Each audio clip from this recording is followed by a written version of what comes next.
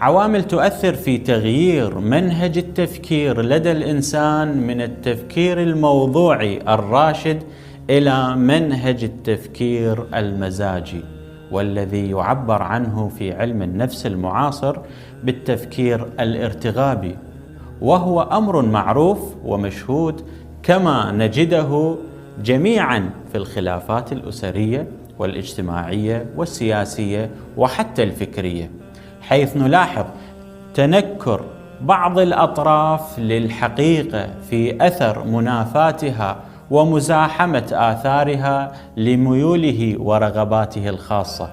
وفي هذه الحالة حيث ينطلق الإنسان من رغبة مسبقة أو انفعال عارض، فإنه لن يقتنع بالحقيقة، بل سوف يسخر قدرته الفكرية على المقارنة والتصنيف والتشبيه وسائر العمليات